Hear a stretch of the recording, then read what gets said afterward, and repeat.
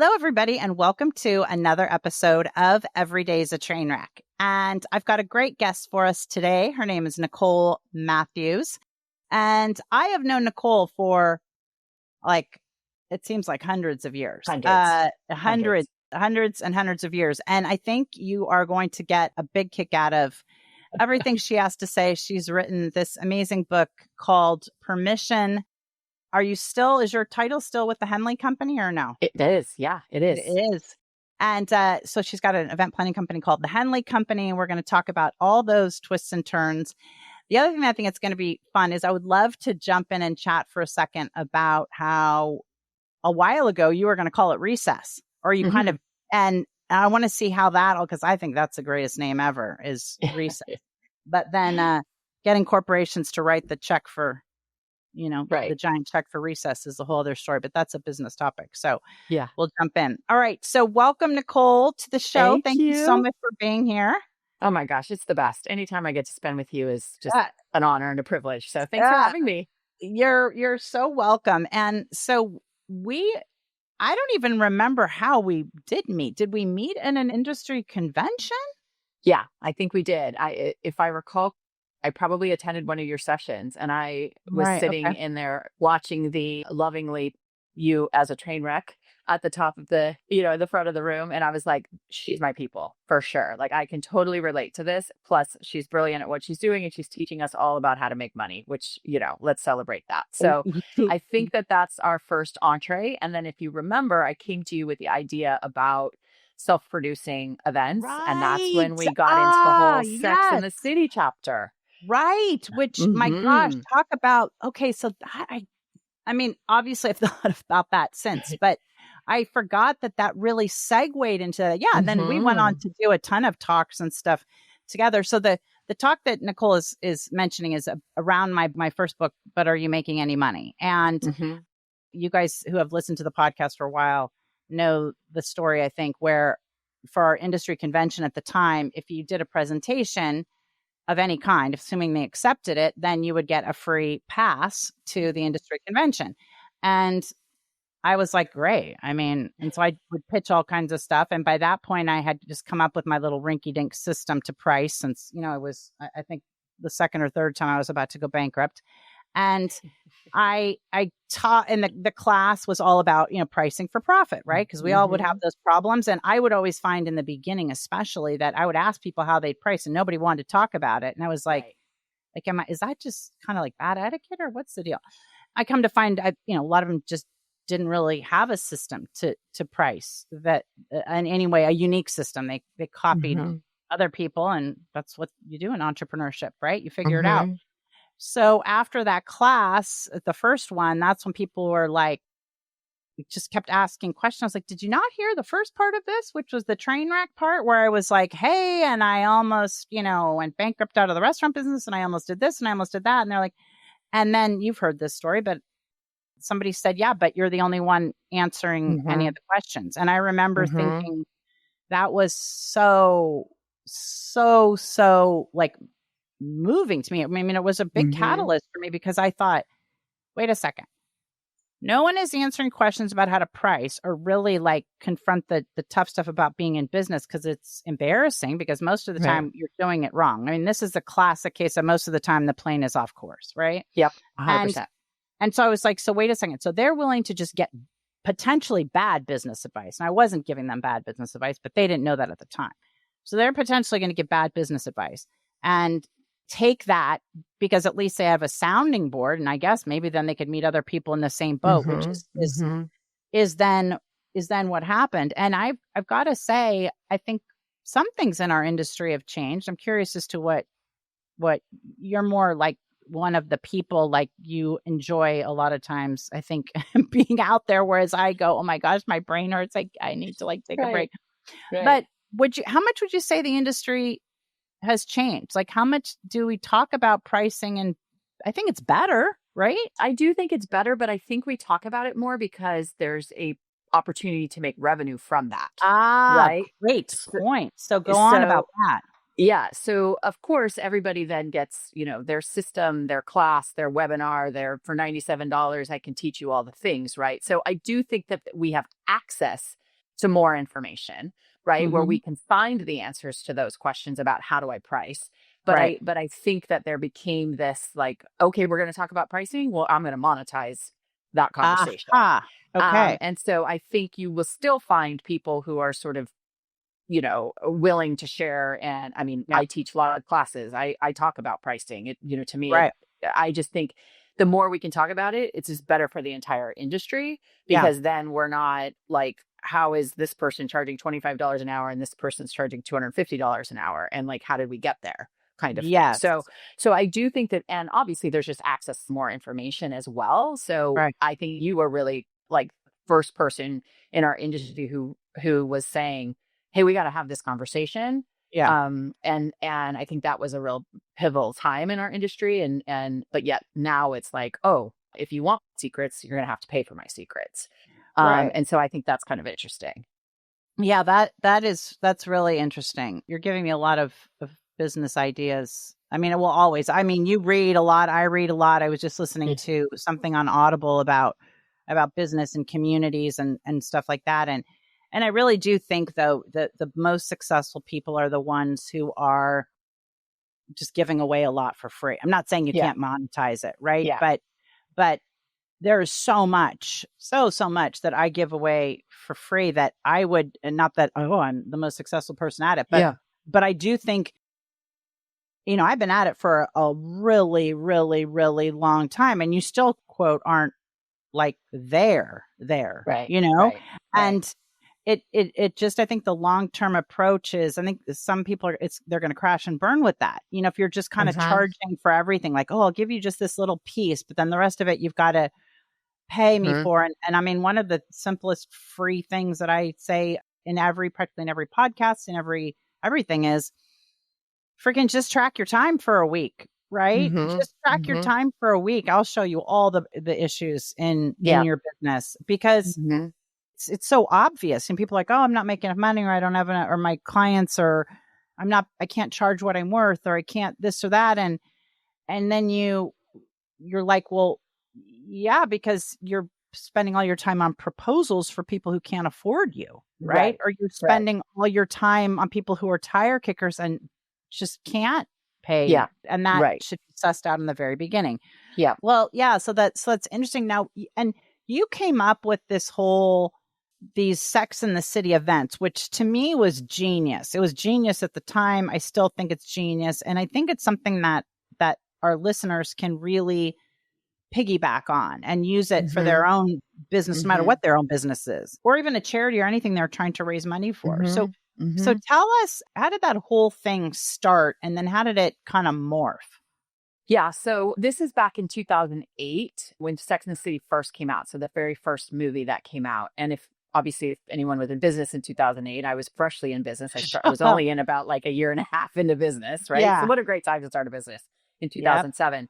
But, things were really starting to kind of get a little snug in terms of the economy and everything. Very right? gracious. Yeah. And so I was having coffee actually with a friend of mine one day, and we were just sort of brainstorming about business, and we were talking about Sex and the City, and she sort of made a comment to me. She's like, you should throw a big event around Sex and the City. And I, at first I thought, well, like, who would pay me to do that? Because our mindset is always like the client has to pay us, right? We're always chasing a client so the client can pay us. And it suddenly like dawned on me, and I was like, why can't I be my own client? Right? Like, so why I have all of the tools that I need to produce this event. I don't need a client who's going to give me a directive on how to do this.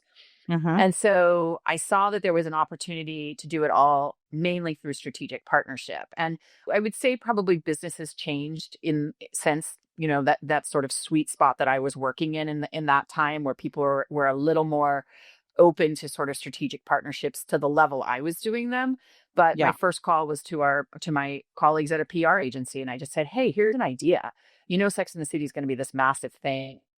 It was, if anyone remembers, and it was really a cultural moment when that first film came out. So went to them and I said, I know you rep a lot of restaurants and nightclubs. Like, who would be the right person for me to talk to? Well, they obviously wanted one of their clients to get this press and PR. And so we found a nightclub in San Diego that was already going to be open on the Friday night of when this event was happening, right? The bar and nightclub is already open. Staff is in the building. The lights are on. So they still have expenses. Mm-hmm. And then for me to say, I'm going to bring 300 people to your nightclub on a Friday night, which ironically in nightclub land is one of their slower nights, come to find out. Oh, I So didn't they even were know. thrilled. Yeah, they were thrilled. We created this whole partnership thing where, we would have part of the nightclub private. And then they knew also what would happen is that people who attended, say it was mostly women, probably the husbands were downtown doing something Right. else. And now everybody meets up. And now that's just revenue at the bar because everybody's Right. drinking at the bar. Right. Right. So through a lot of different strategic partnerships, I was able to produce this event, and the ticket sales, because I was the client, all came Right. back to me. I was able to, through strategic partnership, handle every expense in that project Yeah. other than the movie tickets, because those I couldn't barter away. So Yeah. that was like a massive success. And so then 2 years later, I think it is, that Sex and the City 2 comes out, and I've now gotten some good press around what I did. It Yeah. was a huge success. We had like every major news station. It was incredible. And that's when you and I, Yeah. came together, and I said, I have this formula. Let me see if I can replicate this. And I wrote sort of a handbook, a loose Yeah. handbook, and actually other planners, and I think it was 5 other markets across the Yeah. US, produced that their version of my Sex and the City event for the second movie. You and I Yeah. did it together in LA. Yeah. And I remember when we first found the venue, and they came back to us with the first proposal, and you were like, that sounds good. And I was like, oh no, we're not paying for this. We're not paying for this. Yeah. So we Yeah. went back and forth, and ultimately we didn't pay for that. So between San Diego and LA for Sex and the City 2, we did over 800 tickets for that event. And I know other markets had, similar success. So it was really great. So that spun into then when Oprah did her last show, we did a very similar sort of experience. When Obama was inaugurated, we did a similar sort of thing. Looking at kind of these cultural moments where we knew people wanted to have a shared experience, That's right? key. So, you could have watched Oprah's last show on your couch by yourself, Right. but you needed to be with your girlfriends. You Right. wanted to celebrate that and have that experience together. And so I was really able to tap into that. And for years, that was really kind of like a large revenue piece of my business, was just my Yeah. own events that I was doing. And I always just encourage event planners, like, stop always chasing the client. Like, you Right. already have the skill set to produce Yeah. these events. And Yeah. if you just position it correctly, and obviously you don't want to put yourself into debt to do them, but there is Right. a lot of revenue that can come out of these self-produced events. Well, and you were really you were very much ahead of your time. I mean, as far as Mm-hmm. all that goes. And almost it was kind of the beginning of like influencer stuff, right? Mm-hmm. I mean, you would Mm-hmm. kind of like, you'd wield your influence, you'd get somebody to say, yeah, I'll jump in with their piece. Yep. And then those pieces came together to be then the full produced event. And now Yeah, I really think Sarah Jessica Parker owes us a thank you note I do if too. she's listening, because we sold a lot of tickets. You sold a lot of tickets, but over the years. Why do you think that those events worked so? I mean, because people had a ball. I mean, I had a ball. We were Yeah. working, but I mean, I Yeah. still had a ball, and I still think it's a terrific idea. Maybe we should like bring those back. But Yeah. do you think it was just the shared experience, or was it because it was unique? It was like, why do you think it worked? I think it's all of that. I think definitely the shared experience. I think also, how it is in a girlfriend group. Like, everybody Yeah. goes, what we should do is go to the Sex and the Yes. City premiere. Well, one woman in that group is going to be saddled with the, like, where are we going to dinner, and the da da da da, and where are we parking, and all that kind of stuff. And so thought was like, I need to take all of that off of Yeah. the person in the group, right? The organized one who's going to do that. If Yeah. you say, all you have to do is buy this ticket, I'll handle all that, the rest of that Right. for you. Right. So Right. it also eliminated the like burden of, oh God, that'd be really fun to go have our girlfriend night, but I don't want to be the one who has to organize it. So we Right. took that piece out, right? We gave people Yeah. back time. We gave Yeah. people something super easy for a flat rate. You're going to get this experience. Yep. And then on top of that, obviously it's just like this shared experience, not only with your own intimate circle, but like, Right. but the larger society was all having, that moment when the movie came out. Right. Yeah. And so you just wanted to be a part of it, and I think now, unfortunately, post COVID, like, people are still a little like hesitant to kind Yeah. of get out and do the thing, but I think if we can come up with a thing that is easy for people, that's what people Yeah. want. Nobody wants to have to work hard at having fun. And so if we can Right. figure out a way to encapsulate it into one ticket or whatever that might look like, then that Right. is a little bit easier, I think, for people at this point. Well, I think it should be for the Golden Bachelor. I mean, that sounds ridiculous, but I really do, because here's why. Because that's a group, that's an audience of women who are, I mean, you don't have to be like 65 or whatever they are that are on that Mm-hmm. show. But I mean, and you and I are a lot younger than that, but still, like the Mm-hmm. idea, first of all, I think it was just a crazy great show to watch, number one, Yeah. right? Number two, Yeah. that demographic of women watching that show, I mean, I haven't analyzed it too much, but I would imagine is probably a pretty good demographic for brands, because, Yeah. the kids are grown, they've got the disposable income, Right. et cetera, right? And so, and it really is that kind of thing. It's like, when you would go to the Bachelor finale, the reveal, Mm-hmm. all those kind of things Mm-hmm. before, and people get very hyped up, and it's like you say, it's like it's a fun night out. So Yeah. I wonder, because these days there isn't so much like, I mean, there isn't so much a movie that you go and see, because as I say, it Right. is different It's and with different. social media and all Mm-hmm. that stuff, there's so much noise that is surrounding everything. So it's like, it's just hard to get people's attention. But It is. I do think there's, as somebody has said, riches in the niches. And Mm-hmm. I think that how it has to be like, we would do the stuff. I mean, our good friend Cecilia Rose, which we should Yeah. reach out to, she would do this thing based on Oprah's favorite things. So when the Mm-hmm. Oprah Winfrey show, Cecilia would get these different people together, and so she would be like a luncheon or something, and she would. Right. Cecilia was an event planner, is an event planner in Ohio, and she would get, have, okay, you're going to have X number of friends or colleagues, or, somebody can bring somebody. And then it would be like, oh, here's my favorite lipstick or whatever. And one person would Yeah. bring it, say, here's my favorite hand cream. Here's my favorite, Yeah. whatever. So that everybody would basically leave with these like huge goodie bags. And I think that model kind of the Oprah's favorite things could be morphed into something like your old Sex and the City stuff. Mm-hmm. For sure. Because these days, I mean, the brand might not give the full size of Yeah. XYZ, but they certainly would like probably give great samples that if one person spent time and, put it all together, it'd be like Yeah. like a gifting suite. Sure. And I think it could be really cool, because ironically, I think what we need more than ever are these shared experiences For sure. after For COVID. sure. I mean, you Yeah. look at the mental health, percentages of like younger people just who are depressed and all this stuff. And I think Mm-hmm. that's exactly what we need. So we're going to get off the podcast and create something for the Golden Bachelor. Some kind. I just think that the Jerry guy, yeah, from the last one, that whole thing, Jerry and Teresa, I talked about that so much. And my guy friends were always like, he's gay. He's obviously gay. I was like, I never got the gay vibe, but I don't know. So that would be a fun Golden Bachelor. Yeah, there you Bachelor. go. Yeah. I'm probably of the Another, age where I could be a contestant now. right? I know. Well, if I don't have Botox, they'd be signing me up right away. So tell us what you're doing now, because it's very Mm-hmm. exciting, and it's really cool. And ironically, our worlds have intersected again, as far as that Right? goes.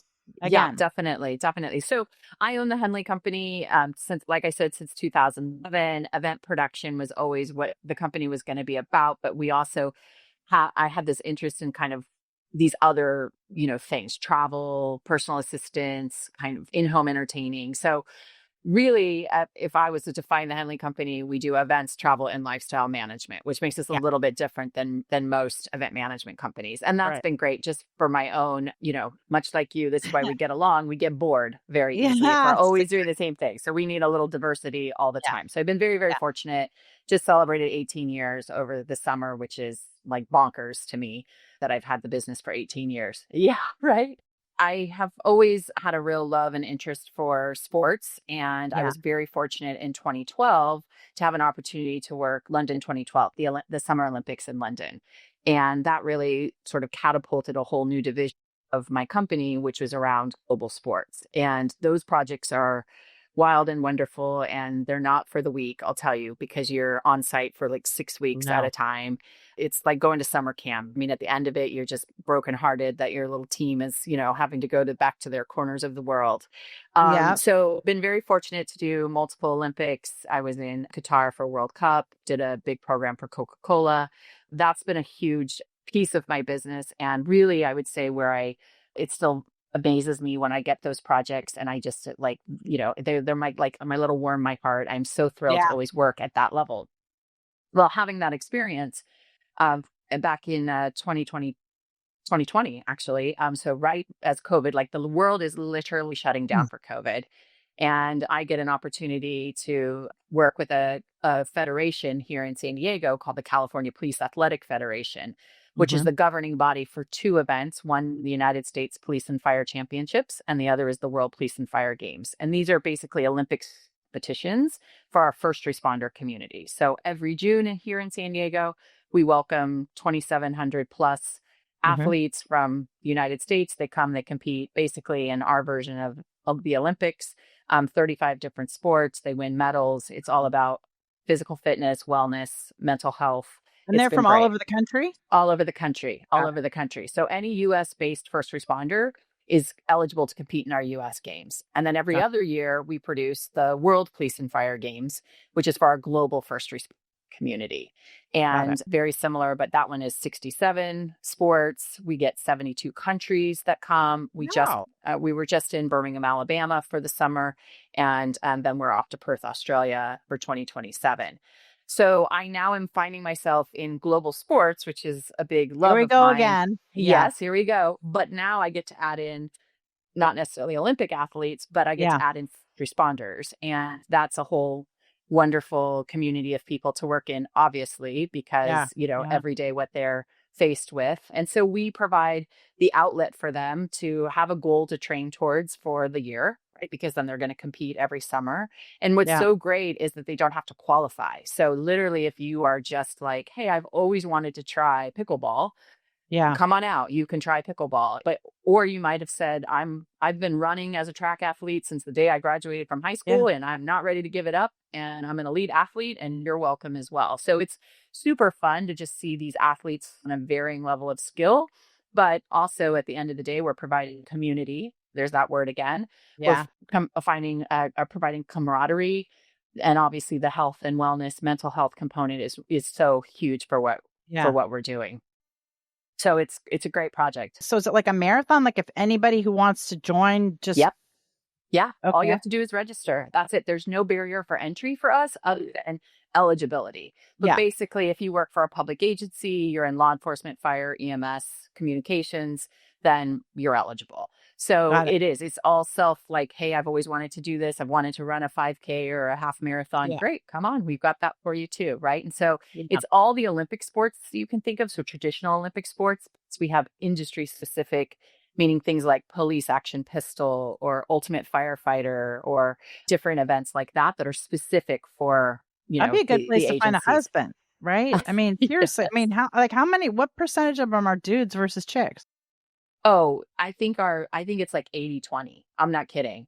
That's what it is sort of industry wide. And we model Ooh. industry wide. It's something like 20 or 25% are women and the rest, it's nowhere near 50-50. Like it's not even Wow. close. It's like 80-20. If I'm understanding it correctly, that is how like the makeup of the fire and police and first responders is anyway. It's 80% men, 20% women. Got it.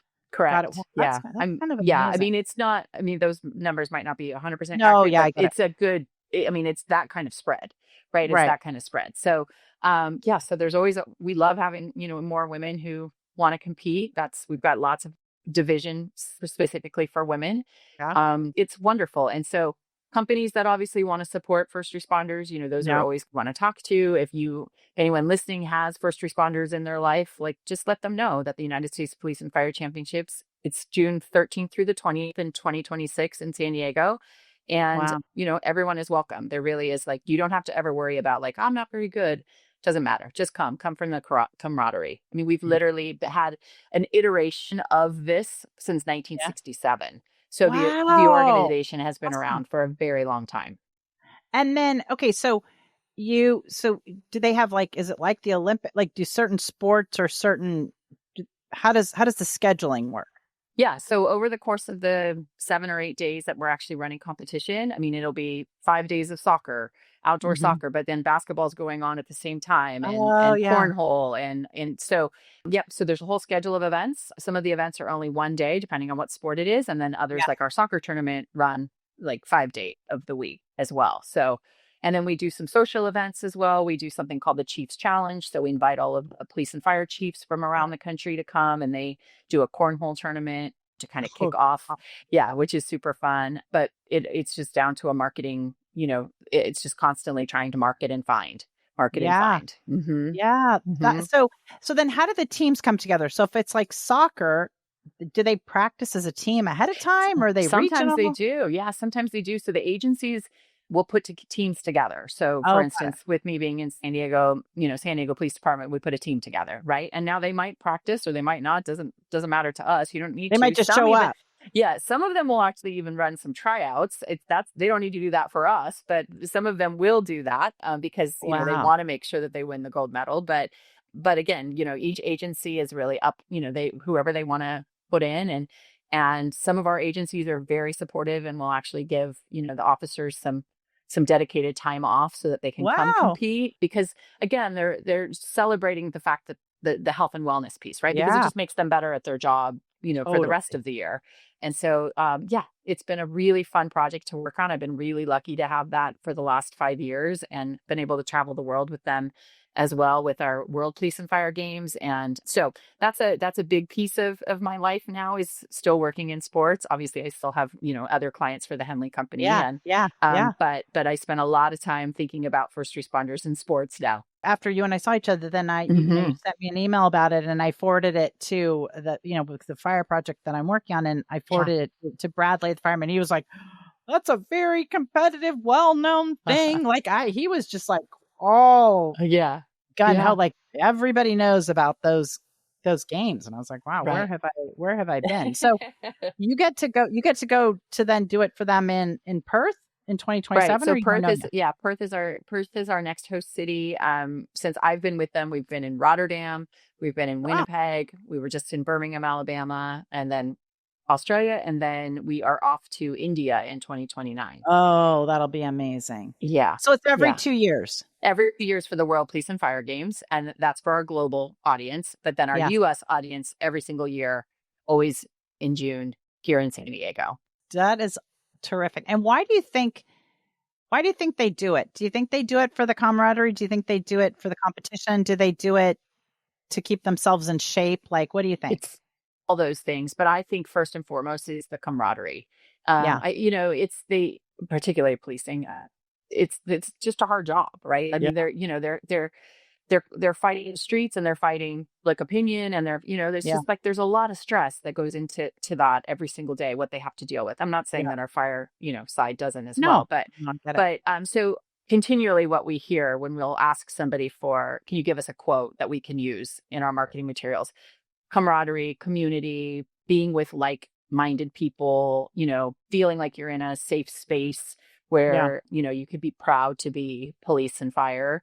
I Yeah. think all of that plays into it. I think the fitness piece is important, but at the end of the day, it's the camaraderie piece. Yes, they love to win medals, and people win lots of medals and have over Yeah. the years. But even if you never win a medal, you still love the fact that, especially if you get to travel, if you're not from San Diego, you're traveling in, it's a Yeah. whole, experience with your agency. And it really can create a lot of teamwork. The Chiefs have given us really positive about the teamwork and the importance of All right. that, and what a difference that's made even when they're not competing. So there's just so many positivities that come from it. Are the same people winning every year or every 2 years, or is Yeah. that well, they're probably the So most dedicated, right? The yeah, other ones are yeah, there for fun, and they're probably like ready to just, yeah. we're here to win.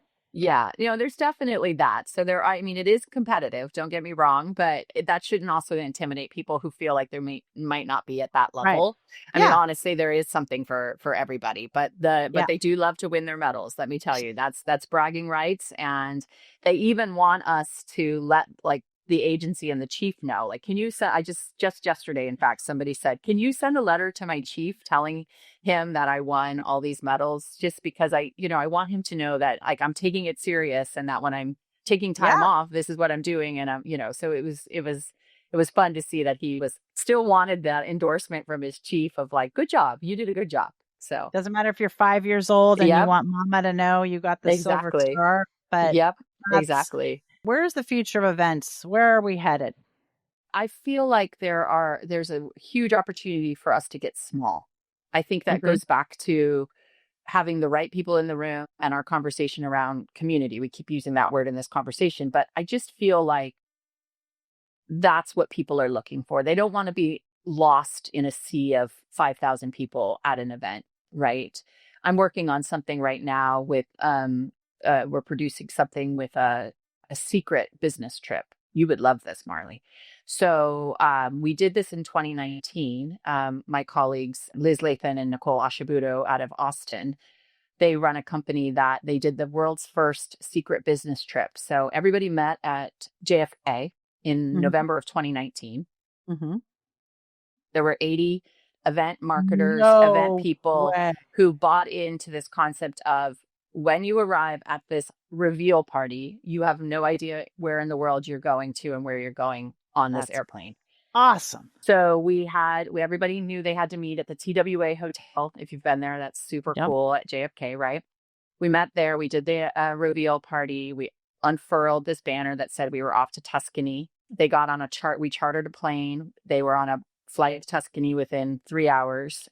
They arrived in Tuscany. We stayed at this agriturismo, like really cool farm. Oh, I would love that. You would absolutely love that. And for 5 days, it basically was a business mastermind in a way where it feel contrived. There was no agenda before we went. People create, it's the concept of, kind of an unconference, right? Where you're creating on the go. Yeah. And I will tell you that the impact of that 80 people all having a very unique shared experience, it's something like there's been over $25 million in business that's happened between those 80 people since that happened. So fast forward, in 2026, they're doing the next iteration. And of course, I can't tell you where that is going, but can you tell me when it's going to be? It's going to be in May. So the very first part, I think it's May 1st through the 8th, if I'm not mistaken. It's pretty cool. I would tell you that it's one of those like probably bucket list places for most people. Yeah. And so same situation. People are buying in right now and we're having great response to it. It's limited to 50 people this time. And again, and this time you're going to come to the West Coast, and then we're going to do the reveal and then off go to some part of the world honestly, like, I'm part of the planning team and I'm like, this is amazing. I'm like, what are we doing? I want in. How much does it cost? $10,000. You are for in. Everything? For everything. Marley, you would love it. Like, this is great. And I mean, we're talking like everybody in this room is event marketers, event producers, strategy people. Like they do a great job in making sure that it's not just like somebody who is just kind of tagging along and won't contribute to the conversation. Yeah. That's really important. A shared experience like that.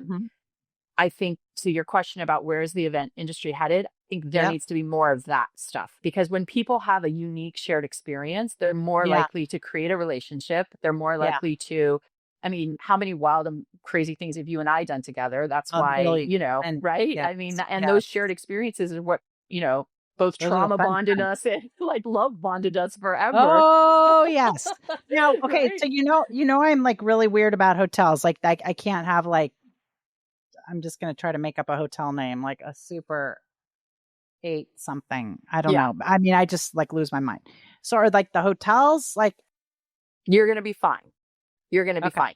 You might have struggled a little more on the farm, but we're definitely. Oh, actually, I wouldn't at all. Oh, I'd be sleeping with I'd be fine sleeping with the cows, because it would be, you'd be sleeping with the cows, right? It wouldn't be like we are trying to pretend you're in Versailles. That's where I get in trouble, is when people are. I'm like, oh no, this is not that. No, let's not even. Yeah. Got it. So yes, all of the hotels, all of the hotels are super cool. big thing for Nicole and Liz, who are the owners of this concept, is Yeah. that we don't go to like big brand hotels. Oh, So we great. don't Then I go to really, places. Yeah, we don't go to places that are just like, we're just going to throw everybody into a ballroom and you all have to like, oh, hell no. Yeah. like bond.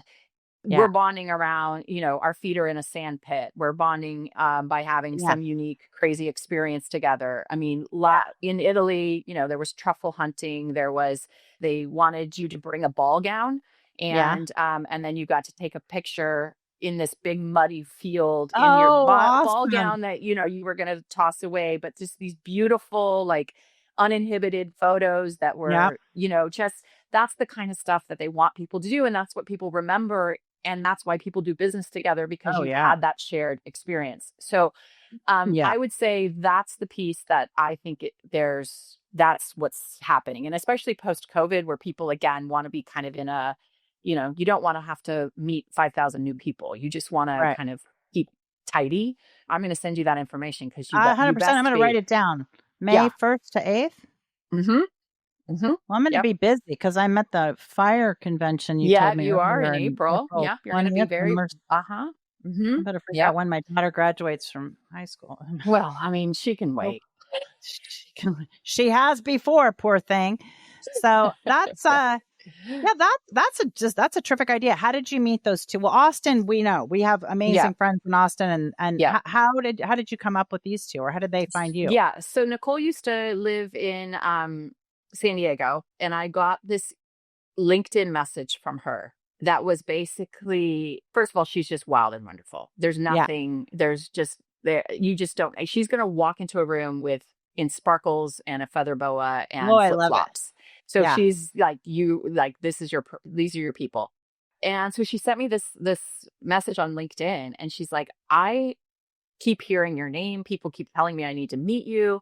She's like, so I'm just telling you that you are about to know your lifetime friend. And I mean, it was just like this Ah! amazing message that she sent Yeah. me. And so we got together, we talked, and then, much like you, kind of just Yeah. fell in love quick, right? And Yeah. have been friends for many, many, many, many, many years now. And she ultimately moved to Austin, and with her business partner, Liz, they were finding when they were going to these industry conferences that all the good conversation and Yes. content was Totally. happening in the hallway. And then Yes. there's somebody who's walking by with the chimes, like, can everybody get Like, back hey, in? everybody, and you're like, no, Yeah. No, this this is is the what we important want to stuff. do. And so their whole concept is that this is what we want to do. Yeah. And they have done some amazing things where their whole premise is, let us be the first in the industry to try it. And then if it works, we Yeah. want you to do it. Yeah. Right. And so they're very open to sharing, much like what you said, just about like sharing content, sharing ideas. They run a community now called Club Ichi, ICHI. Totally. And it's just a great community of events, event marketers, just people who have a space to ask questions. Yeah. They run a really dynamic like Slack channel that is just, oh my God, every day there's so much information that comes out. And it's a place where you could be like, hey, I'm working in Yeah. whatever city. Does anyone know a lighting guy that I can talk to? I mean, he's Yeah. like, cool, you're going to get a million Well, responses. by So the what they're way, we need doing. somebody for that in end of October in Los Angeles, in case you can hook me up with somebody who will install our lighting equipment. One of Okay. our guys is sick. So Oh, shoot. put in the Okay. Slack channel. Yeah. Yep. Perfect. Okay. So I think what they're doing is really amazing in terms of community, and it's been a missing piece in our industry Yeah. where I think competition was such a thing, like, Oh, oh, yeah. well, let me out compete you, or who's in what magazine and blah, blah, blah. And Yeah. I think now we're just like, especially our generation, like we're just past that. We're just trying And to we're all do good tired. work. We're We're over. We're like, tired. listen, you know what? Knock yourself out. Yeah. Okay. Yeah, There you go. And you know exactly. what? I'll meet a Exactly. new friend on the road now that I'm, yeah, somewhat Yeah. injured. Yeah. We'll just sit and bond. Well, I love that. Well, if you don't mind, after this podcast, shoot me an email with that, because I'd love to promote that for them. Thank Their you. Yeah, the May that's event, and great. I'd love to have one of them on the podcast, or both of them, if you think For they sure. would be Oh, be they up would for it. I think that'd 100%. be Yeah. amazing. I mean, Yeah. it's all like-minded people, right? You just kind Yep. of, you're like, hey, how can I help you? And here's my platform. You Yep. know, you never Yep. know. Absolutely. Absolutely. Love it. Absolutely. So Yes. so tell us three things for which you are grateful. I think I might start that on this podcast. They can't include me. They can't include the podcast. They can't. Just 3 things that come to mind that you're going to put some goodness in the world. Oh, thank you. Well, I mean, first and foremost, family, of course. I knew you were going to say that. Yeah, And you have a I fun mean, family, so you should say yeah, that. yeah, I Okay, should you have a very fun definitely. family. I am very grateful for my passport. I am very grateful that Oh, my passport gets stamps in it. you And know that's what? very important to me. Hmm. I love that. And I'd like to do a shout out. I'm very grateful for John Rose. Yeah. We have recently reconnected, chatting about him. John Rose is one I of the would more like to be, interesting yes, people in the world. in the world. Cybersecurity extricator from dangerous situations. Uh-huh. Yep. If you're getting your passport stamped, we want to keep him close. We want to Yes, give a yes, shout out yes. to John Rose and our future reconnection that we're about to have this week. Yes, absolutely. Yes. He is one of those, like, you need to have certain friends, and Oh, yes. I Yes, love ma'am. him for many reasons. He and I have Yes. a very good relationship, but just the fact that I could call and be like, "Hey, John, I'm in trouble." And so you got to have those in your I'd life. like you to So be able to call and say, "Hi, John, Marley is in trouble." So that's why we yes. need to reconnect that, since Marley Yes. seems to get in a little more trouble than Nicole does. Yes. I, Perfect. I Yeah, I perfect. love it. So you can tell John Rose that we closed out the episode. I'm grateful for him and his Yep. brain and his Yep. extractions, as are the family members of whom he Yep. has extracted. I would assume most of them are grateful. Some probably would say should have left the guy there. Yeah. But all right, Nicole, tell everybody how they can find you. Right. So the Henley Company, the Henley, HENLEY company.com is the website. On social for Instagram, I'm Miss MS Nicole Matthews, altogether, 2 T's and Matthews. And you can always find me on LinkedIn too. I love, I'm happy to always connect. And I do a lot of teaching, I do a lot of speaking, and I just feel like that's just because people took care of me when I was young and in the industry. And it's just good karma. Not only do I love it, but it's just good karma to give back to the industry. Um, There's no secrets anymore in this industry. Let's just all help each other be better. and then the likelihood that John Rose will have to come and extract you is less, because you're going to have such a nice group support. I love it. I'll tell you, when I was working in Russia for the Olympics, he said to me, he's like, "I'm going to need you to get kidnap and ransom insurance." And I was like, "I'm sorry? Yeah, is that a thing? Yeah. He was like, "I don't even know, who do I call for that?" Right. Right. So of course he, knows a guy. And I was like, "Why?" And he's like, because you're going to a place where, they see you as an American and all this stuff. Yeah. And he's like, they'll see that you own your own business. I was like, I am worth like $12. Like, no, He's like, they'll take it. They'll take the 12 and ask your sister to double it. Yeah. I know. I was like, I don't feel like I'm a threat. But of course, in John's world, he sees the world a little differently, which is why we need him around. Yes. So that was a fun, line item in my budget for that year was. Oh God. Yeah. Oh yeah. I mean, like and if John tells you, like, you don't. No, John says it. I mean, you're like, oh, okay. I mean, God, how could I call and say, sorry, I didn't get that insurance, but something's gonna rise. So, right. He'd be like, I told you so at the funeral. I told her to do it. Exactly. You didn't do So. well. I'll give another gratitude shout out for your mom, who has always impacted me with her. Her mom, Nicole's mom, has this amazing wallet system of where everything gets paid in cash out of the envelope. And let me tell you, you spend a lot less when you're paying in cash. And Nicole's sister Jody, who I've said I'm recruiting to be my ranch manager in San Ynez. So let's just put that out there. So that's official, and she won't be able to back out. But she and her husband Steve. Yep. Steve, God bless him. So we've had a great time on this one, as always, Miss Nicole. Yes, thank you. I'm super excited to catch up and hear all about these great things. Hopefully, some people will be joining us on that secret mission or whatever it is, and secret family reunion, and we call it secret family reunion. I love it, and I love secrets, like fun secrets like that. That's great. Yeah. So. Here we close another episode of Every Day's a Train Wreck. I'm Marley Major, your host, and this has been a ball. If you want to follow me, you can on @thepartygoddess, 2 D's, 2 S's on Instagram. Of course, check this out on YouTube and make sure you subscribe to the show and please rate it. We would love that. So, Nicole, thank you again for your time. You. Loved it. Love you so All much. right. Thank you. Talk to you guys next week. Bye-bye. Bye.